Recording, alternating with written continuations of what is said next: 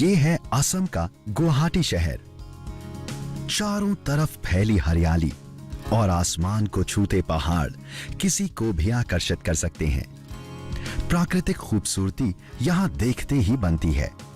इन खूबसूरत वादियों का नजारा किसी का भी दिल जीत सकता है। ब्रह्मपुत्र नदी का बहता पानी और यहां स्थित खूबसूरत माजुली द्वीप, क्या नजारा है। यहीं चारों तरफ हरी भरी पहाड़ियों के बीच स्थित है सोनापुर शहर का एक छोटा सा गांव कलुंगपुर। यहां भी किसानों ने खाद्य प्रसंस्करण करके अपने जीवन को बेहतर बनाया है, अपने आप को आत्मनिर्भर और आर्थिक रूप से सशक्त बनाया है।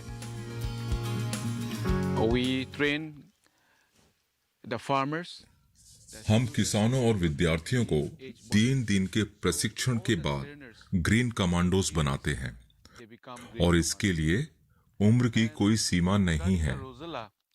हमारा पूरा समुदाय गांव में रोजेल की झूम खेती करता है। रोजेल के साथ साथ हम यैम व नाना प्रकार की सब्जियां उगाते हैं, जिससे हमें अच्छी आमदनी हो जाती है। Especially Rosella, they just keep for themselves. यहाँ के किसान आज सफलता की नई मिसालें कायम कर रहे हैं। खाद्य प्रसंस्करण इनके जीवन में नई उम्मीद बनकर आया है। यहाँ के रहने वाले समीर बोरदोलोई ने यहाँ के किसानों को जीवन की नई राह दिखाई है। हम यहाँ पे अभी स्प्रेडेनी फार्म लर्निंग सेंटर पे हैं और हमारा जो काम है, हम यहाँ पे खुद भी किसानी करते हैं और साथ में जितने भी नॉर्थ ईस्ट के रूरल यूथ्स है, वीमेन ग्रुप्स है, जो भी महिलाएं हैं और जो भी किसान हैं, उनको हम 0 बजट नेचुरल फार्मिंग के टेक्निक्स, इकोलॉजिकल फार्मिंग टेक्निक्स और कैसे अपने घर पे जो भी रिसोर्सेज है उसको यूटिलाइज करके कैसे वो लोग काम कर सकते हैं, उस पर काम करते हैं। और हम जो लोकल जो फूड है, जो लोकल जो हमारा जो खाद्य संभार है, उसके ऊपर हम कैसे अपना अर्थनीति या इकोनॉमी को हम बना सकते हैं, इसके ऊपर हम काम कर रहे हैं। और खाद्य संशोधन पे हम काम करते हैं और ऐसी टेक्निक्स के साथ हम काम करते हैं जो हमारे साधारण जो किसान हैं, जो महिलाएं हैं, वो किसी भी लोन के बगैर, किसी भी सपोर्ट के बगैर, जो प्रकृति ने दिया हुआ जो भी हमारा खाद्य संभार है, उसको ट्रेडिशनल वे में थोड़ा सा उस पर साइंटिफिक तरीका हम लगाते हैं और उसको एक प्रोडक्ट पे लेके चले जाते हैं।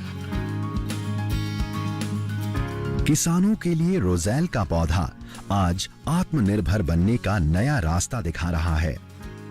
रोजेल की खेती और उसका खाद्य प्रसंस्करण कर कामयाबी की नई इबारत लिखने वाले अनेक किसान हैं।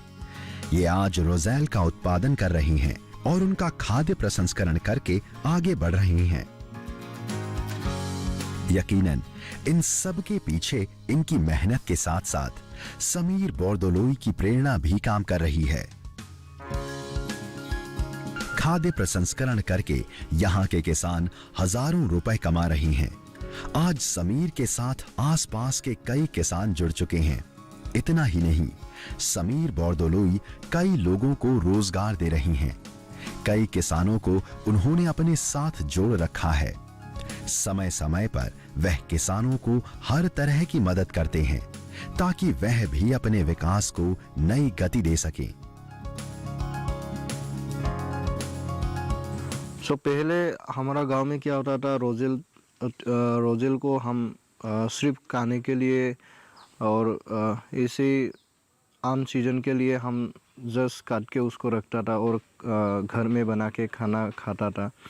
और बाद में क्या हुआ है कि स्प्रेडेनी के वजह से हम ग्रीन कमांडो बन गया। उसके बाद हमको पता चला कि उसके वजह से उससे हम कुछ अलग अलग चीज़ से बना सकते हैं। तो I am trying to make something like different. Our people are only for like food and all, so they are using. So I thought like we can make something different. So उसको लेके हम थोड़ा कैसे बना सकता है, क्या कर सकते हैं, उसको लिया और उसके बाद हमको पता चला कि उससे हम जैम भी बना सकते हैं। चारों तरफ हरियाली के बीच यह जो आप लाल लाल फूल देख रहे हैं, यह है रोज़ेल का पौधा। रोज़ेल को अंबाड़ी और गुंगूरा भी कहा जाता है। रोज़ेल एक बहुत ही उपयोगी पौधा है। इस पौधे के सभी भागों का उपयोग विभिन्न प्रकार से किया जाता है। रोज़ेल जब अच्छी तरह से पक जाता है तो चमकदार लाल रंग में बदल जाता है। ऐसा लगता है जैसे किसी ने हरियाली पर लाल चादर डाल दी हो। चारों तरफ रोज़ेल के पौधे इस बात के साक्षी हैं कि इन्हें बड़ी मेहनत से बड़ा किया गया है।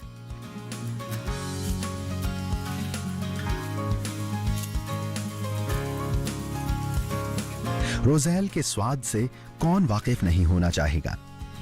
यह रोज़ेल यहाँ के किसानों की आय का मुख्य स्रोत है। इन पौधों को देखकर कोई भी राहत की सांस ले सकता है। अब किसान रोज़ेल को तोड़कर बाजार में नहीं बेचेंगे, बल्कि इनका खाद्य प्रसंस्करण करके इनका जैम, जेली बनाएंगे, मतलब अच्छा मुनाफा कमाएंगे। लीजिए, महिलाओं ने रोज़ेल को तोड़ने का काम शुरू कर दिया है।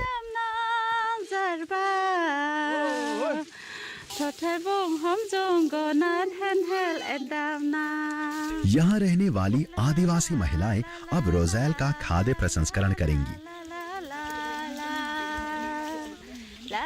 यह महिलाएं जानती हैं कि रोज़ेल के यह पौधे उनकी आर्थिक स्थिति को तो सुधारेंगे ही, उन्हें आर्थिक रूप से आत्मनिर्भर भी बनाएंगे। तो चलिए देखते हैं रोज़ेल से क्या क्या बनाया जा रहा है।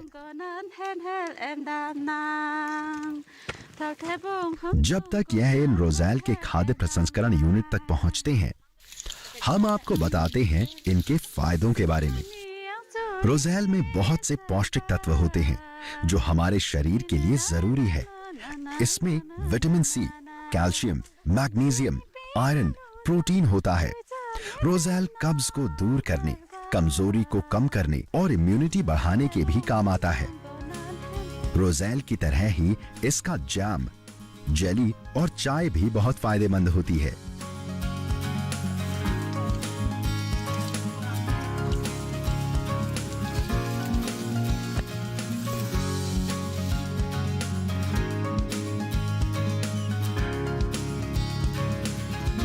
चलिए अब चलते हैं जहां रोज़ेल का जैम बनाने की पूरी तैयारी हो चुकी है। रोज़ेल का जैम बनाकर यहाँ के किसान आज अपने जीवन स्तर को बेहतर बना रहे हैं।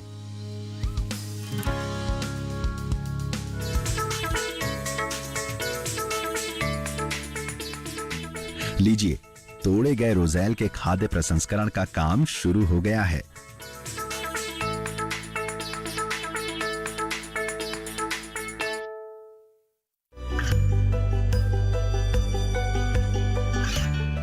गांवों और पिछड़े क्षेत्रों में सरकारी योजनाओं की जानकारी पहुंचा। देश में कौशल और क्षमता विकास कर ग्रामीणों को सामाजिक बदलाव और विकास से जोड़ने की दूरदर्शन किसान की पहल चौपाल चर्चा देखें सोमवार से शुक्रवार सुबह 9 बजे।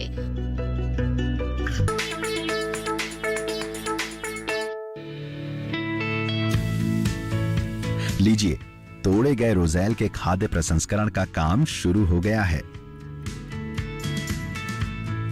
रोज़ेल का जैम बनाने के लिए सबसे पहले रोज़ेल के पौधों की पत्तियों को निकाला जाता है। इन पत्तियों को निकालते वक्त इस बात का खास ख्याल रखा जाता है कि उसके बीज अलग कर लिए जाएं। जी हां, यहां ऐसे ही किया जा रहा है। किसी भी उत्पाद को बनाने के लिए किसान स्वच्छता का पूरा ख्याल रखते हैं, मतलब उत्पाद स्वादिष्ट होने के साथ साथ साफ और गुणवत्ता वाला भी होना चाहिए। इसलिए सबसे पहले रोज़ेल की पत्तियों को धोया जा रहा है।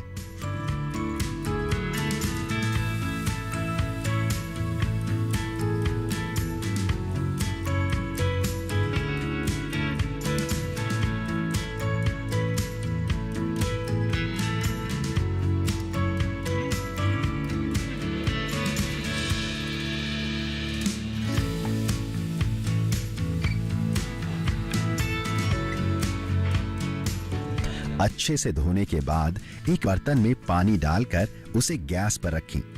गैस पर जब पानी अच्छी तरह से गर्म हो जाता है तो उसमें रोज़ेल की इन पत्तियों को डाल दें।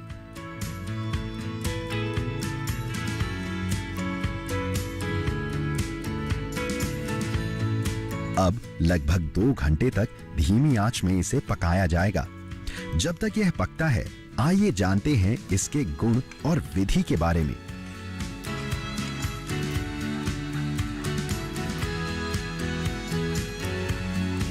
फोर 400 ग्राम का रोज़ेल में हम 1 कप ऑफ पानी डालता है उधर में, एंड उसके बाद थोड़ा उसको गर्म ही होने देता है, और उसके बाद हम शुगर डाल देता है उधर में। तो 400 ग्राम का जो रोज़ेल है उसमें हम 300 ग्राम का शुगर डालता है। सो उसको हम पूरा पकाता है, पका के जब उसको टाइट बन जाता है, मतलब जेम जैसा बन जाता है, तब हम उसको बाहर लाता है, और उसके बाद ठंडा होने के बाद उसको हम बेम्बो का जो शेप बनाता है हम, सो उसके अंदर में डाल के उसको पैक करके हम बिकता है। लीजिए, रोज़ेल पूरी तरह पक गया है। अब जब यह अच्छी तरह से पक जाए तो इसमें चीनी मिला दी जाती है। जी हाँ, ऐसे ही। चीनी मिलाने के बाद इसे अच्छी तरह एक बार फिर आंच पर पकाएं। धीरे धीरे यह थोड़ा गाढ़ा होने लगेगा, मतलब अब रोज़ेल का जैम बनकर तैयार है।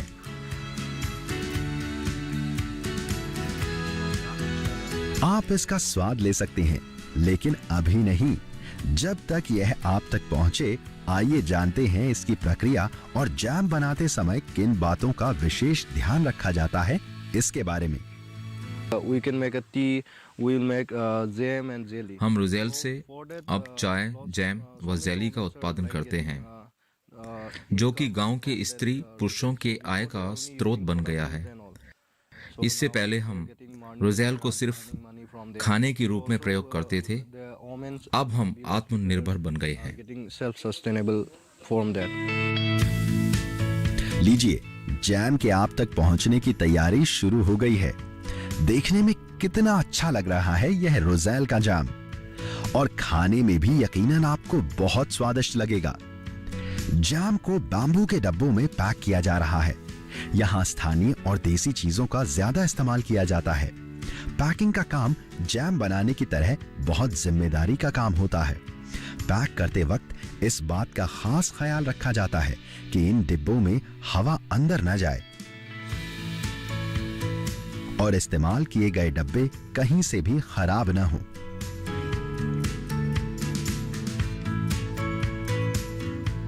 रोज़ेल के खेतों से अब रोज़ेल का जैम आप तक पहुंचने के लिए पूरी तरह तैयार है। आप इसका स्वाद लीजिए और किसान ऐसे ही खाद्य प्रसंस्करण करके अपनी आमदनी बढ़ाएंगे। रोज़ेल के फूल में कई तरह के औषधीय गुण होते हैं। इसके उपयोग से छोटे बच्चों की दृष्टि बेहतर होती है और ये वर्षा ऋतु में पैदा होने वाली कई तरह की बीमारियों से बचाव करता है, जैसे कि सर्दी, खांसी, जुकाम और त्वचा रोग के साथ साथ कब्ज में भी राहत मिलती है। ये रोग प्रतिरोधक क्षमता को बढ़ाने में भी सहायक होता है। इसके इसी गुण के कारण पहले रोज़ेल के फूलों को तोड़ा जाता है, फिर उन्हें सुखाया जाता है और चाय के पेय तैयार किए जाते हैं। इससे जैम और जेली भी बनाए जाते हैं। इस व्यवसाय से जो पैसे मिलते हैं उससे हमारी पारिवारिक आय भी बढ़ गई है और अब हमारे बच्चे स्कूल जा पा रहे हैं।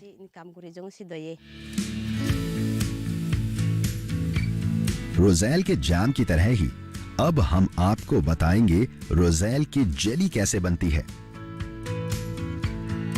हाँ, जैम की तरह ही रोज़ेल की जेली भी बहुत स्वादिष्ट होती है।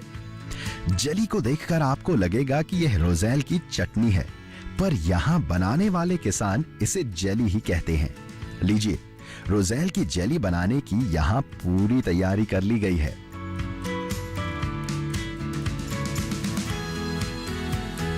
सबसे पहले खेतों से आए रोज़ेल के पत्तों को अच्छी तरह से निकाला जाता है।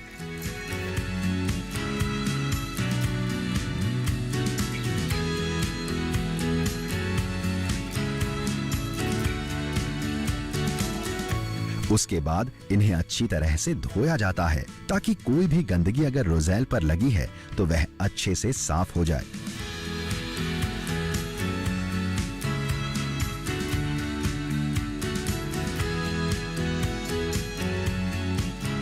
धोने के बाद जैम की तरह ही एक पतीले में पानी उबाला जाता है। लेकिन हाँ, जैम बनाने के लिए यहाँ के किसान गैस का इस्तेमाल करते हैं और जेली बनाने के लिए चूल्हे का। लीजिए, चूल्हे पर जेली बनाने के लिए पानी गर्म हो रहा है। पानी गर्म होने के बाद रोज़ेल के पत्तों को इसमें डाल दें और थोड़े समय उसे धीमी आंच पर अच्छी तरह पकने दें।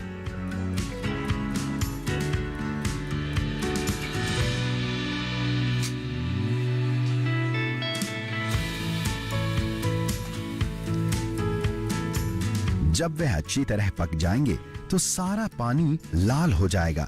जी हां, ऐसे।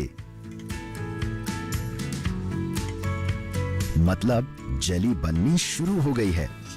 जब पानी में पत्ते अच्छी तरह मिल जाएं और पक जाएं, तो उसमें नमक डाली जाती है।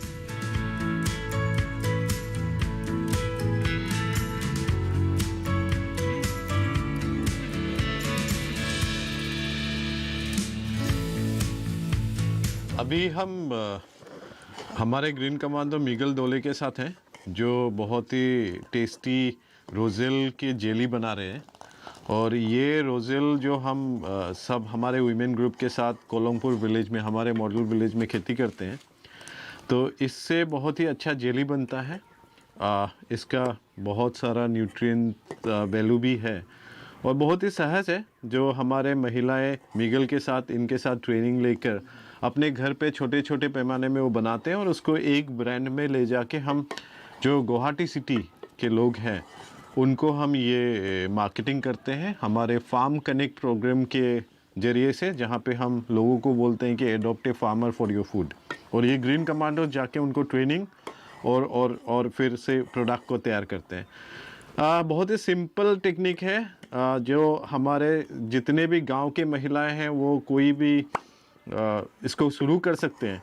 एक तो इसका टेस्ट बहुत अच्छा आता है क्योंकि ये आग पे बना हुआ है, ये गैस पे नहीं बनता है, ये हम लोग आग पे बनाते हैं। उसका फ्लेवर ही कुछ और होता है। तो अभी ये इसको कंटिन्यूअस हिला रहे हैं क्योंकि नहीं तो नीचे जम जाता है। अभी इस पर मिगल करीब 50 ग्राम चीनी डालेंगे और उसके बाद इसको पकाएंगे और कुछ देर बाद ये जेली तैयार हो जाएगा रोज़ेल का। ये जो रोज़ेल है, इसका जो साइंटिफिक नेम है हिबिस्कस सबडेरिफा है, ये उस स्पीसीज़ का है और ये काफ़ी आसानी से पहाड़ी में उगता है और एक बहुत ही अच्छा प्रोडक्ट बहुत ही कम खर्च में हमारे महिलाएं बनाकर और 30 रुपीज़ पर 50 ग्राम्स ऑफ दिस जेली इसको वो सेल करते हैं, यानी कि 600 रुपये केजी उनको ये फ्लावर से मिल जाता है। ये आपको जब अभी जो आपको दिख रहा है, ये थोड़ा सा अभी भी पेटल्स गलना बाकी है, तो ये जब पूरा गल जाएंगे तो ये मोटा सा जेली बन जाएगा। और ये कलर जो है इस जेली का बच्चे भी बहुत पसंद करते हैं। ब्रेड के बीच में लगाइए, रोटी के साथ खाइए। लीजिए, रोज़ेल की जेली तैयार हो गई है।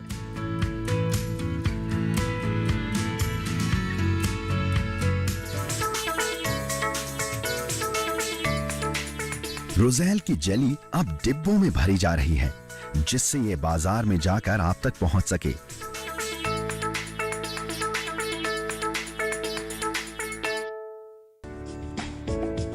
ये कामयाबी है अन्नदाता की। ये कहानी है खेत और खलिहानों की। कैसे करें अपने पशुओं की देखभाल, जानिए गांव-गांव के किसानों का हाल। देखिए गांव किसान, सोमवार से शुक्रवार दोपहर 12 बजे सिर्फ डीडी किसान पर।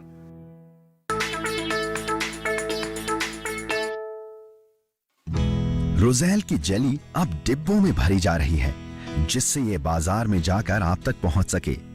यहाँ भी बैम्बू के ही डब्बों का इस्तेमाल किया जा रहा है।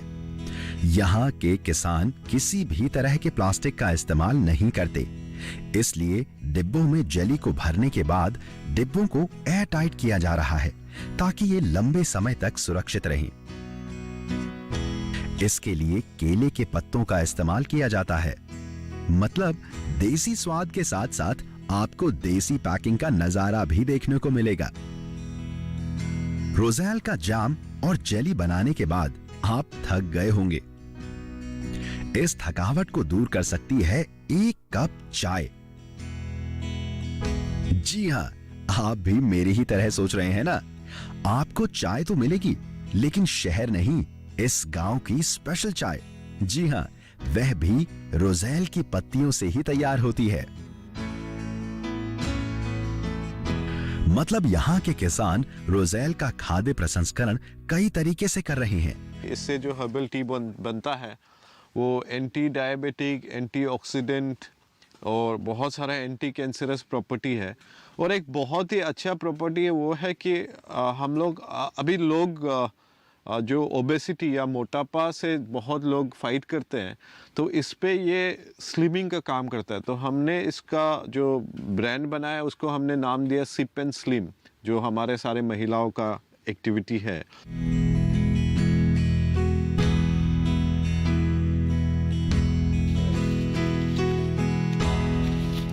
रोज़ेल की चाय बनाने के लिए भी सबसे पहले रोज़ेल के पत्तों को अलग किया जाता है।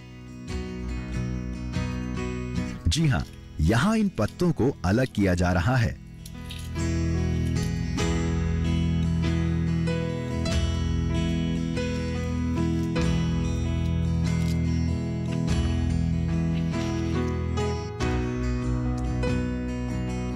पत्तों को अलग करने के बाद इन्हें सुखाया जाता है। सुखाने के लिए बैम्बू मैट यानी बांस की चटाई का इस्तेमाल किया जाता है। उत्तर पूर्व के हर राज्य में बांस का अपना एक विशेष महत्व है। लीजिए, रोज़ेल के पत्तों को सुखाने के लिए रख दिया गया है। इन्हें सुखाने के लिए कम से कम 7 दिन का वक्त लगता है। जब तक यह पत्ते सूखते हैं, आइए रोज़ेल की चाय के बारे में कुछ और बातें जानते हैं। बैम्बू हमारे पास एक बहुत ही अच्छा गिफ्ट है नेचर का। तो इस बैम्बू कंटेनर बनाते हैं ऐसे, और बैम्बू कंटेनर में ये जो है इसका 50 ग्राम्स हम डाल देते हैं। और ये 50 ग्राम्स हम बैम्बू कंटेनर में विदाउट, क्योंकि खाद्य संशोधन में भी बहुत सारे प्लास्टिक्स का यूज़ होता है। आप अगर देखो तो कुछ भी बनता है तो प्लास्टिक में पैक होता है, और ऐसे छोटे छोटे पैक्स भी बनते हैं आजकल जो डिस्पोज करने के लिए काफ़ी प्रॉब्लम हो जाता है। तो हमने ये नेचुरल वे ऑफ पैकिंग हमने शुरू किया है अपने महिला ग्रुपों के साथ, और इस पे हम पैक करते हैं 50 ग्राम्स। लीजिए, अब पत्ते पूरी तरह सूख गए हैं। मतलब अब इनका इस्तेमाल आप चाय बनाने के लिए कर सकती हैं।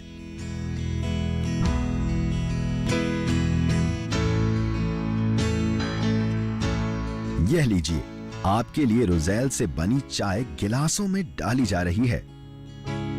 हम जानते हैं आप इसका स्वाद नहीं ले सकते,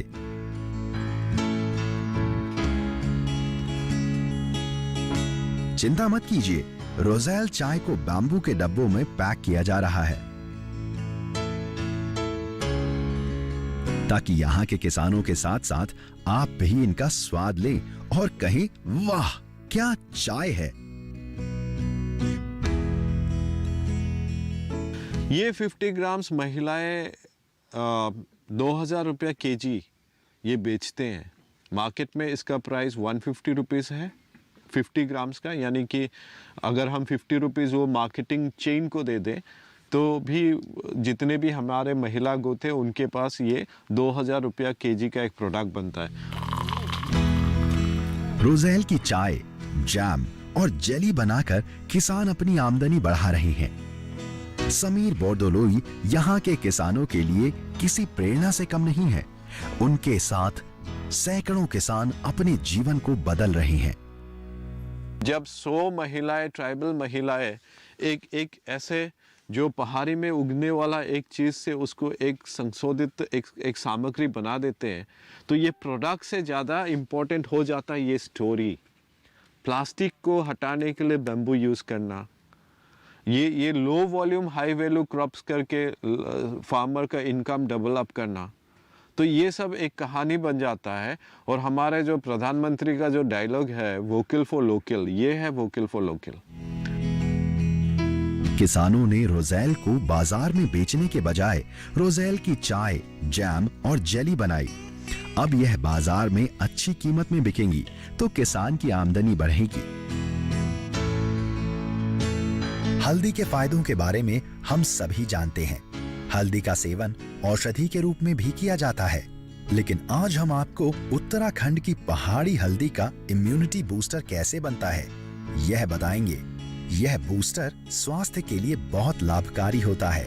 इम्यूनिटी बूस्टर बनाने के लिए इसमें हल्दी के अलावा हरी इलायची, लौंग, काली मिर्च, सौंठ पाउडर सामग्री का इस्तेमाल होता है। इन सारी सामग्रियों को एक साथ इकट्ठा करके मिक्सर ग्राइंडर में एक साथ पीसा जाता है। जी हाँ, आप बिल्कुल ठीक समझे। पीसने के बाद यह पाउडर की शक्ल ले लेता है और इसे ग्राइंडर से बाहर निकाल लिया जाता है। लीजिए, आपके लिए हल्दी मिक्स इम्यूनिटी बूस्टर तैयार है। यानी खाद्य प्रसंस्करण किसान के लिए ही नहीं, सभी के लिए लाभदायक साबित हो रहा है। पूरब से पश्चिम और उत्तर से दक्षिण हर जगह किसान खाद्य प्रसंस्करण के महत्व को समझ रहे हैं। खाद्य प्रसंस्करण से आत्मनिर्भर बन रही हैं। आत्मनिर्भर भारत के सपने को साकार कर रही हैं।